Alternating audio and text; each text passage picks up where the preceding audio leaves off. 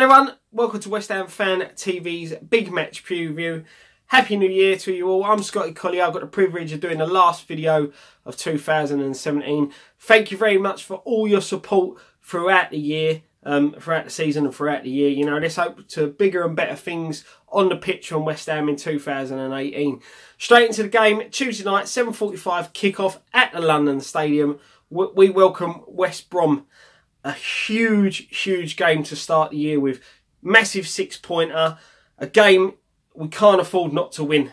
You know, the results going the way they have. Yeah, granted, we've got a game in hand over the other teams around us. But if results go against us and we don't get, well, and we lose to West Brom, we will find ourselves starting 2018 after one game at the bottom of the league. So that is how important this game is. West Brom caught some of the game. I haven't watched all of it. You know, they got a 1-1 draw with Arsenal. Looking at the game and reading through the stats and from what I saw, they played quite well. You know, they were well organised. They did match Arsenal, especially in the first half. Bit lucky with their penalty, let's be honest, but they did get the draw. They are still looking for their first win under Alan Pardew, you know, former West Ham manager. So, you know, it's always tough when former managers come to West Ham. You know, they're always looking to get one over on their own club. They were without a win in 20 games and they've only won once away this season. So, you know, the stats look favourably in West Ham's favour. But as we know, we have got that tendency to be the gift that keeps on giving when people want to end these unbeaten runs or, you know, runs that they haven't lost, sorry. So, you know, we need to be very careful. You know, obviously we're looking to bounce back at home after the loss to Newcastle. Travelling at Bournemouth, you know, probably the draw was probably the fair result, but the way the game went, especially the equaliser being offside and handball, you know, it was a bitter pill to swallow in the dying minutes of that game. So, you know, we've got goals in us, but we are shipping goals at the moment. You know, after them clean sheets against Stoke, Arsenal and Chelsea, we go and let in 6 against Newcastle and Bournemouth. So it is a little bit worrying going into this game, you know, especially when you start looking at the stats of our record against West Brom. We haven't beaten West Brom at home since 2013. We've only got 1 win at home against them in 10 league and cup fixtures.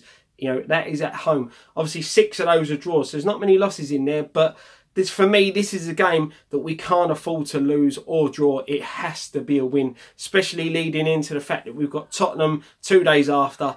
You know, we need to get a result in this one, and it needs to be 3 points in my mind. You know, just to give us that little bump up the league, especially with games being played before us. You know, so it's as I said, it's going to be tough.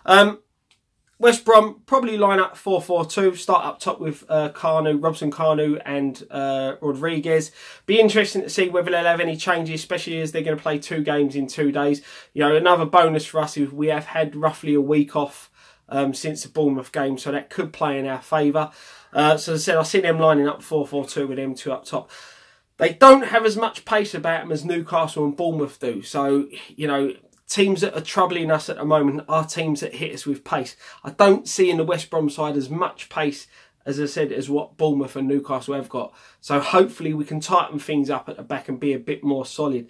Injury-wise, when we look at West Brom, they're without Morrison and Chadley. Rondon is a doubt.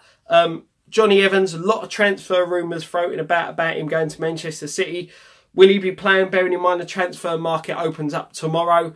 You know, we'll have to wait and see on that one. I don't think West Brom in the predicament that they're in at the moment will want to lose him and will want him to miss this game. But, you know, we know with transfers, a lot of clubs, especially the top clubs, want to do their business early. So if the rumours are true, we may see him miss out on this one, which probably will be a boost for us again. Our injuries obviously still without Sam Brymon, Jose Font, Ednilson Fernandez and Mikel Antonio. Mark Noble's back in training. To be honest, I think this game might be a bit too soon for him. We may see him on the bench, but hopefully, if he's not back for this one, he'll be back for the Spurs game. Okay, on to this week's question, where I'll read out your guys' responses in the Starting 11 show. Transfer window's just about to open. What position is the most important for West Ham to sign a player, and what player for you fits that role? All right, so let me know what you think. You know, whether you think it's a centre midfielder and what player you think would be would be key to fit in and around our team and improve our team. So let me know what you think. As I said, I'll read out the comments in the starting 11. So thank you very much for watching. Check out all our other videos. I'll be back New Year's Day with a starting 11 show. Thank you very much. Happy New Year. Come on, you Irons.